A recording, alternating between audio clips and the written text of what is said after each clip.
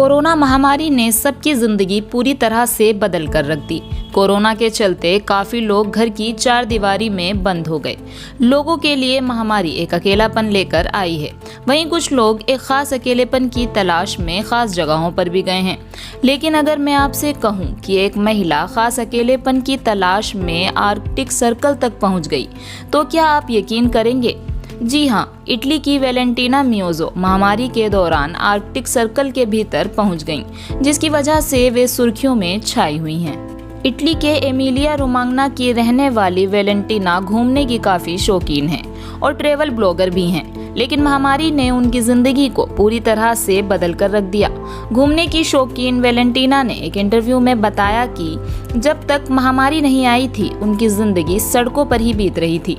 उन्होंने कहा कि मैं साल में करीब 6 महीने घर से दूर ही रहती थी। मेरी ज़िंदगी में सब कुछ अच्छा चल रहा था। फिर अचानक महामारी ने दस्तक दी और जिंदगी को पूरी तरह से बदल कर रख दिया। कोरोना महामारी के कारण पिछले साल इटली में सख्त लॉकडाउन की घोषणा की गई, जिसकी वजह से मियोज़ो घर की चार दीवारी में ही कैद होकर रह गईं। लेकिन साल 2020 की गर्मियों में वायरस के काफी हद तक काबू में आने के बाद वैलेंटीना मियोज़ो के पैरों में तो जैसे पर लग गए। मियोज़ो को घूमने के लिए कहीं निकलना था और अचानक उन्हें सितंबर में आर्कटिक सर्कल से एक गेस्ट हाउस चलाने का ऑफर मिला, जिसको सुनकर मियोज़ो झूम उठी। उनके लिए ये बेहद खास मौका था, एक नई जगह घूमने जाने का। उन्होंने कहा कि मेरे लिए ये ट्रैवल करने और एक पूरी तरह से अलग जिंदगी जीने का सुनहरा मौका था, वो भी दुनिया के एक ऐसे हिस्से में जो बेहद आकर्षक था और जहां जाने के बारे में वो सोच भी नहीं सकती थीं। उन्होंने तुरंत इस ऑफर को स्वीकार कर लिया। तकरीबन 1 महीने बाद वो कोंग्सवाज़ार्ट पहुंची।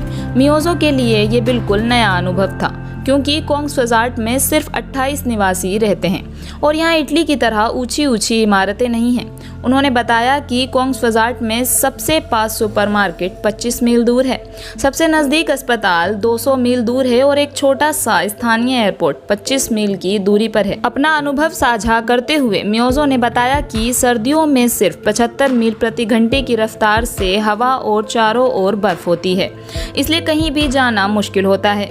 जब तक सड़कें साफ रहती हैं, स्थानीय लोग हफ्ते में सिर्फ 2 दिन ज़रूरत का सामान लेने के लिए बाहर निकलते हैं। मियोज़ो कहती हैं कि इस जगह के बारे में मेरी कोई राय नहीं थी और ना ही कोई धारणा मैंने बनाई थी, क्योंकि वो सिर्फ उत्सुक थीं। हालांकि उन्हें पता था कि वो एक बेहद चरम परिस्थितियों वाली जगह पर जा रही हैं, जहां उन्हें पूरी तरह से अकेलेपन का सामना करना पड़ेगा।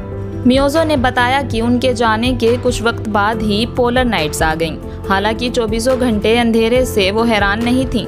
उन्होंने कहा कि यह एक अविश्वसनीय अनुभव था, 2 महीने पूरी तरह से अंधेरे में रहना।